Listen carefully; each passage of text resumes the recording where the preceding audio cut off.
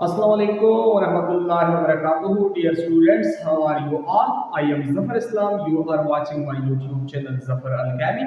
Students, हमने last class में केथोड्स की दो प्रॉपर्टीज के ऊपर बात की थी और आज की क्लास में हम केथोड्स की तीन अदर प्रॉपर्टी डिस्कस करेंगे। अगर स्टूडेंट्स अभी तक आप लोगों ने वो पहले दो कैरेक्टरिस्टिक दो प्रॉपर्टी केथोड्स की नहीं देखी है तो लाजमी उसी वीडियो का लिंक इसी ही वीडियो के डिस्क्रिप्शन में मौजूद है। सबसे पहले वो दो कैरेक्टरिस्टिक देख लें। अच्छा, आज के लेक्चर में हम केथोड्स की थ्री कैरेक्टरिस्टिक हमने डिस्कस करने हैं। जो केथोड्स का प्रॉपर्टीज नंबर 3 है वो हमारे साथ है material nature. Students, cathode rays जो है ये मटेरियल नेचर वाली रेज है। कैथोड रेज एक मटेरियल नेचर वाली रेज है। मतलब है कि कैथोड रेज का वेलोसिटी भी है, वेलोसिटी कैथोड रेज का डेफिनेट मास भी है। कैथोड रेज के पास काइनेटिक एनर्जी भी होता है, काइनेटिक एनर्जी भी होता है। Cathode rays have definite mass, definite velocity and definite kinetic energy. ये प्रॉपर्टी मेरे प्यारे स्टूडेंटानों फर्स्ट ऑफ ऑल डिटरमाइन किया था विलियम क्रोक्स ने। This property was first of all determined by sir William Crookes. इसने डिटरमाइन किया था कब? इन 1870 में। हम जानते हैं, हम स्टडी करते हैं, हम पढ़ते हैं कि कैथोड रेज जो है इनका मास भी डिफिनेट है, इनका वेलोसिटी भी होता है, इनके पास काइनेटिक एनर्जी भी होता है। और ये property first of all determine किया था सर विलियम क्रोक्स ने 1870 में। सर विलियम क्रोक्स ने डिस्चार्ज ट्यूब के अंदर कैथोड रेज के सामने सर विलियम क्रोक्स ने डिस्चार्ज ट्यूब के अंदर कैथोड रेज के सामने एक स्मॉल पेडल व्हील रखा। जब कैथोड रेज पेडल व्हील के साथ स्ट्राइक हो जाते थे तो पेडल रोटेट हो जाता था। क्या कहा स्टूडेंट्स कि सर विलियम क्रोक्स ने डिस्चार्ज ट्यूब के अंदर एक स्मॉल सा, एक छोटा सा पेडल व्हील यानी पाया रखा। कैथोड रेज उसके ऊपर गुजारना शुरू कर दिया सर विलियम क्रोक्स ने। तो कैथोड रेज जब पेडल के साथ हिट हो जाते थे तो ये पेडल रोटेट हो जाता था। तो सर विलियम क्रोक्स ने कहा कि इस पेडल व्हील के ऊपर जो ये कैथोड रेज गिर जाते हैं तो ये पेडल रोटेट हो जाता है। इसका मतलब है कि ये जो कैथोड रेज है ये इनका वेलोसिटी है, वेलोसिटी और काइनेटिक एनर्जी की बदौलत तो ये कैथोड से एनोड की तरफ ट्रेवलेंस करता है। क्या कहा कि कैथोड रेज वेलोसिटी और काइनेटिक एनर्जी की बदौलत कैथोड से एनोड की तरफ ट्रेवलेंस करता है। मतलब है ये जो ट्रेवलेंस करता है लाजमी बात है कि इनके पास काइनेटिक एनर्जी है और इसका वेलोसिटी भी है, साथ इसका वजन भी है। यानी मटेरियल वो चीज होता है जिसका कुछ ना कुछ वजन होता है। और सर विलियम क्रोक्स ने कहा कि ये रेस इस स्मॉल पेडल व्हील के ऊपर ये जब गिर जाते हैं तो ये पेडल व्हील ये रोटेट हो जाता है, रोटेट हो जाता है। मतलब है कि कैथोड रेज का कुछ ना कुछ मास है, वो मास की वजह से ये पेडल जो है ये इस तरह रोटेट हो जाता है मास की वजह से। यानी हमेशा जब किसी एक पेडल पे, एक व्हील पे जब मास गिर जाता है या कोई फोर्स लग जाता है तो रोटेट हो जाता है।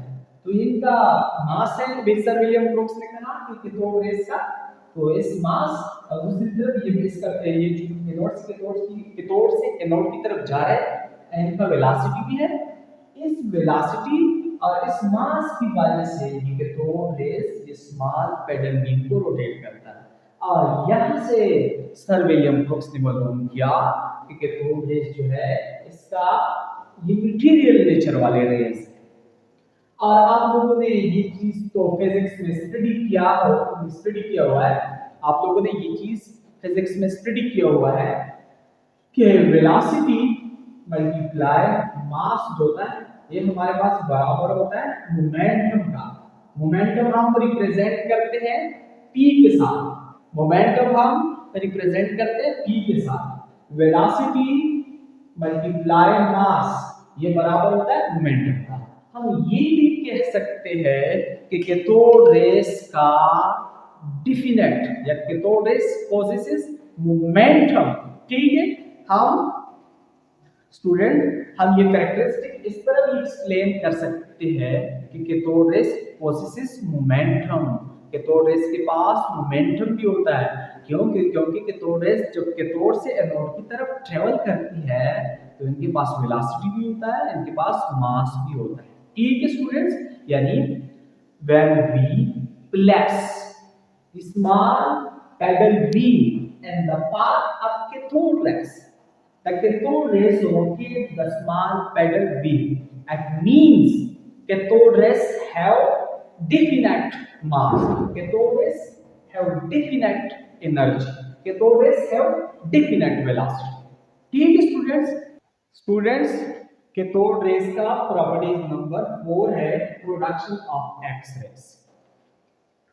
जब हम डिस्चार्ज ट्यूब के अंदर एयर का प्रेशर 0.001 टॉर ले और सप्लाई करें 30,000 वोल्टेज और कैथोड अगर हम किसी हीवी मेटल का यूज करें, हीवी मेटल का एनोड हम यूज करें, क्या कहा स्टूडेंट्स, अगर हम डिस्चार्ज ट्यूब के अंदर एयर का प्रेशर या गैस का प्रेशर 0.001 थार या मिलीमीटर ऑफ मर्क्यूरी ले और एनोड हम इस्तेमाल करें किसी हीवी मेटल का और वोल्टेज हम 30,000 तक सप्लाई करें, तो कैथोड रेज जब एनोड के साथ हिट हो जाते हैं तो यहाँ पे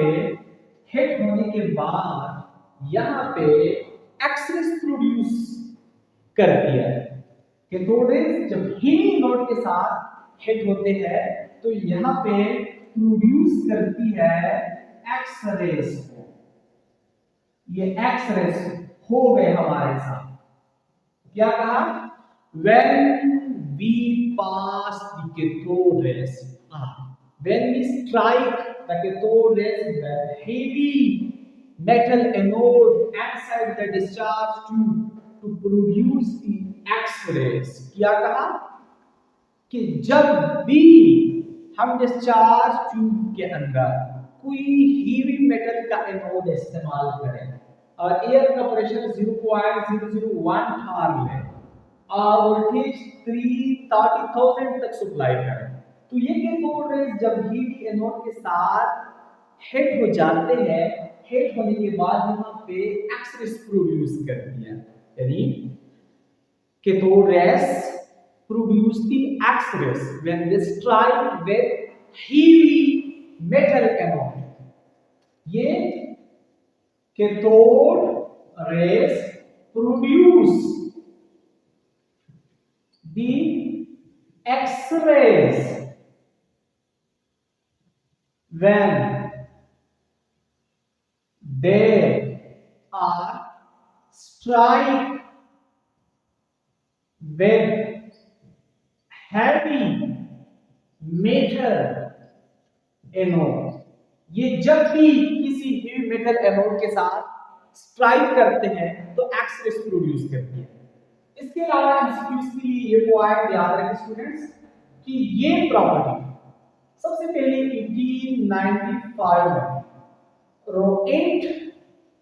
रोएंट जेन एक्सेंटिस था, इसने सबसे पहले एक्स-रेस प्रोड्यूस करवाई थी हीवी एनोड से, जब कैथोड रेस हीवी एनोड के साथ स्ट्राइक करते थे, हिट हो जाते थे। 1895 में रोएंट जेन एक्सेंटिस था, उसी ने सबसे पहले एक्स-रेस प्रोड्यूस की थी कैथोड रेस, जब पास किए हिट किए हीवी एनोड के ऊपर। ठीक है स्टूडेंट्स, प्रॉपर्टीज नंबर 5 है fluorescence. Cathode rays produce the fluorescence. Fluorescence means glow. When cathode rays strike with the wall of the anode, discharge tube के अंदर, जो एनोड के पीछे ट्यूब का जो वाल होता है, अगर उसी वाल को हम फ्लोरेसेंस मटेरियल का जिंक सल्फाइड का कोटिंग कर दे, तो ये कैथोड रेज जब भी कैथोड के ऑपोजिट एनोड के पीछे जो ग्लास का वाल होता है, वहां पे अगर जिंक सल्फाइड का कोटिंग हो, तो उसी के ऊपर जब कैथोड रेज स्ट्राइक करते हैं तो वहां पे ग्लो प्रोड्यूस करती है। देखिए सपोज स्टूडेंट्स, ये हमारे पास एक डिस्चार्ज ट्यूब है, ये हमारे पास सपोज हुआ एनोड, ये एनोड है, ये सपोज कैथोड है, और इस एनोड के पीछे हमने कोटिंग किया हुआ है, एनोड के पीछे हमने कोटिंग किया हुआ है किस चीज का, जिंक सल्फाइड का। ये जिंक सल्फाइड फ्लोरेसेंस मटेरियल है, fluorescence material light reflector material होते हैं, fluorescence material light reflector material होते हैं। ये जिंक सल्फाइड भी लाइट रिफ्लेक्टर मटेरियल होता है, और एनोड के पीछे कैथोड के अपोजिट जब हम ग्लास ट्यूब को कोटिंग करें, ग्लास ट्यूब का कोटिंग करें जिंक सल्फाइड के साथ, ये कैथोड रेज जब इसके साथ स्ट्राइक करते हैं तो यहाँ पे ये ग्लो प्रोड्यूस करता है, ग्लो। ठीक है, व्हेन यानी cathode rays produce the glow या fluorescence when they are struck with the wall of anode। Anode का जो वाल होता है, एक्चुअली एनोड का पीछे जो ग्लास का वाल होता है, उसके साथ ये रेज जब हिट हो जाते हैं, स्ट्राइक करते हैं, तो वहां पे ग्लो प्रोड्यूस करता है। ठीक है, ये भी कैथोड रेज का एक प्रॉपर्टी है। और आज के लेक्चर में हम कैथोड रेज का जो लास्ट प्रॉपर्टी डिस्कस करेंगे वो है आयनाइजेशन ऑफ गैस। सबसे पहले तो हम आयनाइजेशन का टर्म को डिफाइन करते हैं कि आयनाइजेशन किसे कहते हैं। The ion formation process is known as ionization। Students, ion बनने का जो अमल होता है उसको हम कहते हैं आयनाइजेशन। आयन पैदा करने के अमल को कहा जाता है, आयन फॉर्मेशन की जो प्रोसेस होती है उसको आयनाइजेशन ऑफ गैस कहते हैं। ठीक है, सॉरी आयनाइजेशन कहते हैं। कैथोड रेज, सपोज ये कैथोड रेज है, ये हम यहाँ पे एक गैस है हमारे पास, हाइड्रोजन गैस। इस हाइड्रोजन गैस के ऊपर ये कैथोड रेज हम हिट करते हैं, पास कर देते हैं, तो ये कैथोड रेज ये गैस को आयोनाइज कर देता है। किस तरह, इस तरह।